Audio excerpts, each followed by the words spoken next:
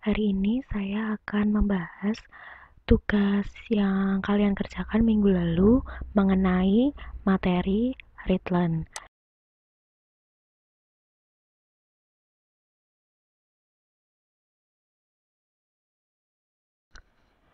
Jadi, fungsi Readline itu adalah menampung inputan dari user. Nah, untuk lebih jelasnya, saya akan membuat program seperti berikut ini.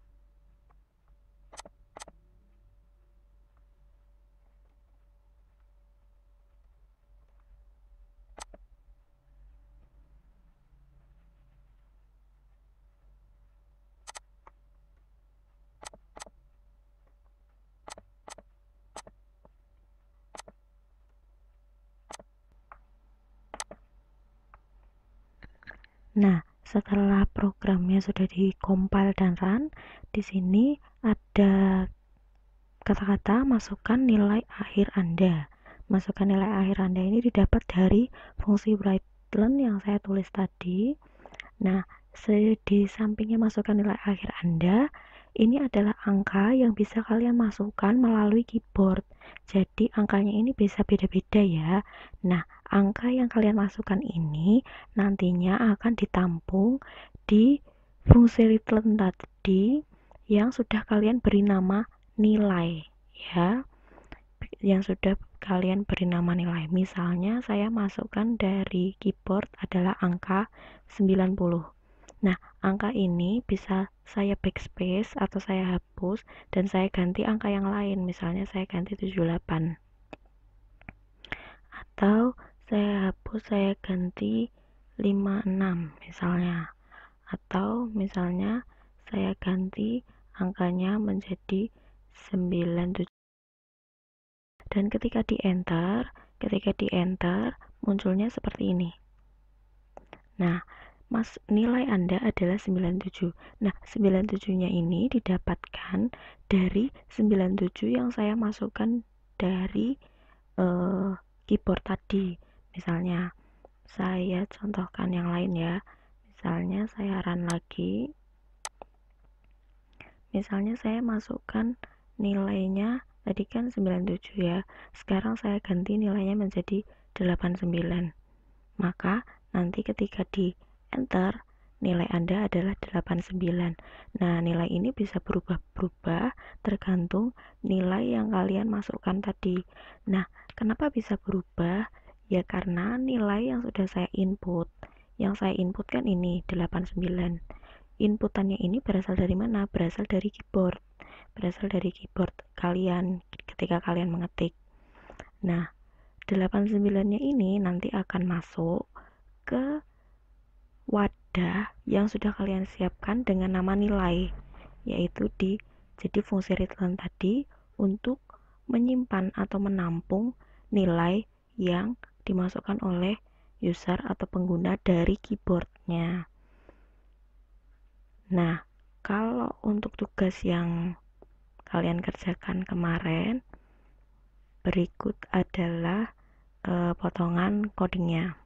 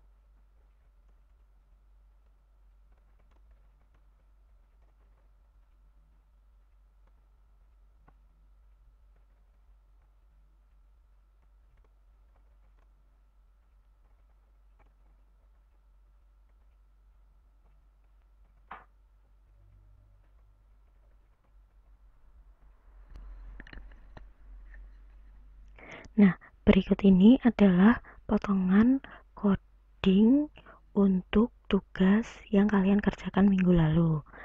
Yang pertama yang harus dibahas adalah di sini kan saya membuat writeline yang pertama adalah masukkan kelasmu. Masukkan kelasmu. Nah, nanti ketika user memasukkan atau input dia adalah kelas berapa, maka inputannya itu akan tersimpan di variabel kelas. Di variabel kelas yang sudah diciptakan. Jadi kelas ini kalian ciptakan di bagian var. Di bagian var kalian bikin wadah namanya atau variabel namanya kelas dengan tipenya integer. Integer ini adalah nilai dari 0 sampai 9 ya untuk integer. Nah, selanjutnya setelah masukkan kelas, user atau pengguna nanti memasukkan nomor absen. Kan di sini tulis writeline masukkan nomor absenmu. Nah, ketika nanti user menginputkan atau pengguna memasukkan angka di bagian nomor absen ini, maka angkanya ini akan tersimpan di variabel nomor yang sudah diciptakan di bagian var ini, nomor tipenya integer. Nah, kenapa kok wadahnya harus beda-beda? Nah, wadahnya harus beda-beda karena satu wadah hanya mampu menyimpan satu nilai.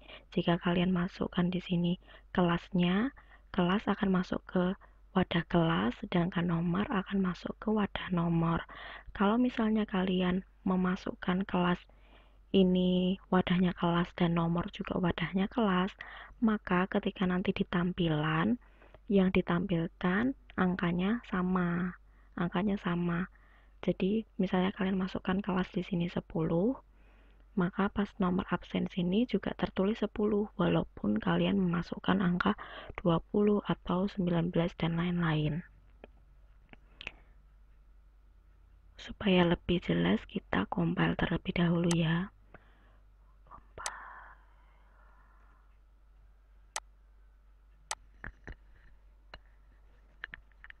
Nah, yang pertama adalah memasukkan kelas.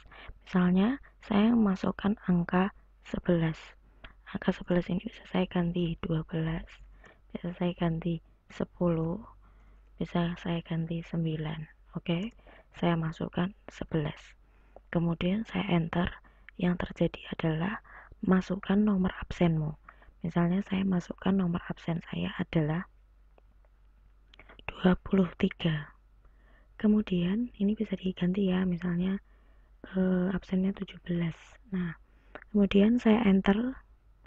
Yang terjadi adalah, nah, kamu adalah siswa kelas 11 dengan nomor absen 17. 11-nya dapat dari mana? 11-nya dapat dari yang kalian masukkan tadi 11. Kemudian 17, 17 didapat dari mana? 17 didapat dari bagian absen 17 ini. Nah, misalnya saya masukkan lagi ya. Saya masukkan lagi angka yang lain. Misalnya masukkan kelasmu. Sekarang saya masukkan angka kelas 12. Kemudian saya masukkan nomor absen. Nomor absen saya misalnya 21.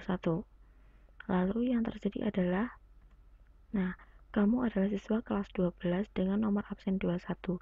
Sehingga nomor yang di sini bisa berubah-ubah, nilainya itu berubah-berubah dan tidak tetap gitu ya. Tergantung inputan yang dimasukkan di bagian sini. Tergantung inputan yang dimasukkan di bagian sini. Nah, misalnya nih, saya ganti dengan saya nggak punya variabel nomor misalnya. Saya nggak punya variabel nomor. Kemudian saya untuk yang kelas masukkan nomor absenmu ini, saya masukkan variabelnya adalah variabel kelas. Jadi tetap variabelnya cuma satu untuk menampung dua. Apakah yang terjadi? Ini saya ganti dengan kelas.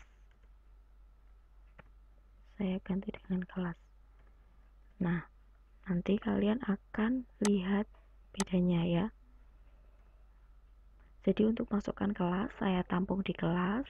Untuk masukkan nomor absen, saya tampung di wadah kelas juga. Nah, nanti yang terjadi adalah seperti ini.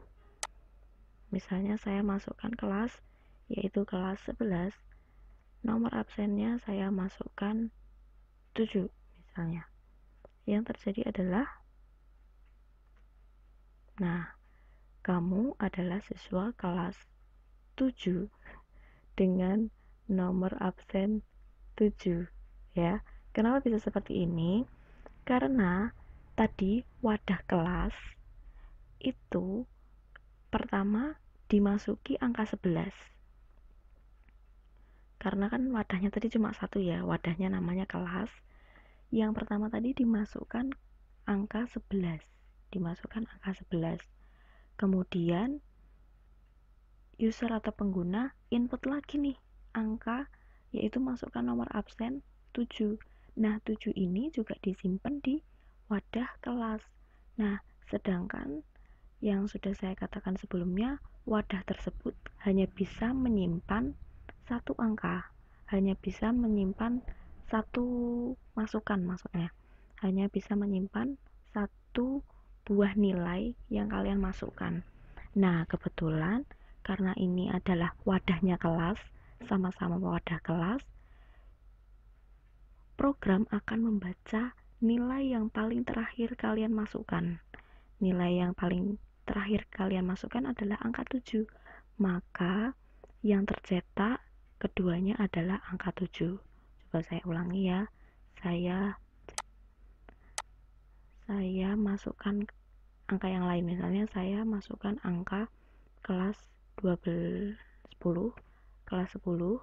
Kemudian nomor absennya saya masukkan angka 27 misalnya.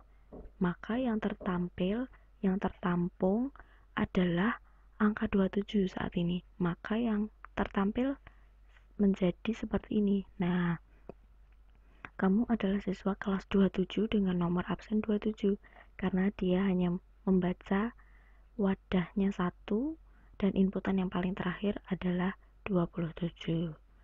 Nah, semoga sampai sini kalian paham ya.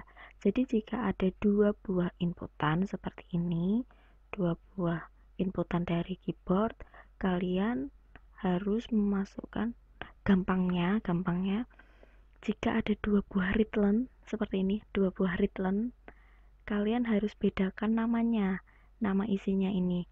Misalnya ini masukkan kelas, saya kasih nama kelas, kemudian yang ini masukkan nomor absen, saya kasih nama nomor.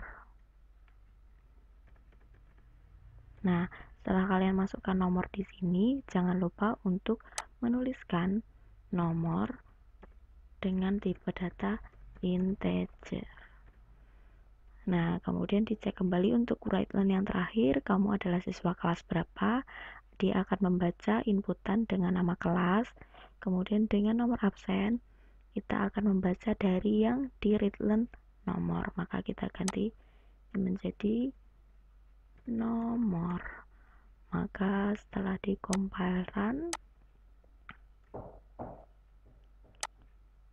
hasilnya menjadi seperti ini. Masukkan kelasmu, saya masukkan kelas 11, kemudian nomor absennya saya masukkan misalnya absen 30, maka kemudian enter, hasilnya adalah kamu adalah siswa kelas 11 berasal dari sini dengan nomor absen 30 berasal dari bagian sini. Paham ya? Semoga paham. Kalau belum paham bisa diulangi videonya. Yang belum mengerjakan masih tak tunggu, silahkan dikerjakan dengan pemahaman yang baru ini tadi. Silahkan dikerjakan dengan pemahaman yang baru ini tadi. Semoga kalian paham, karena mungkin beberapa minggu ke depan setelah PTS kita akan masih membahas pemrograman. Terima kasih untuk hari ini. Semoga sukses untuk PTS-nya. Sampai jumpa setelah PTS. Terima kasih.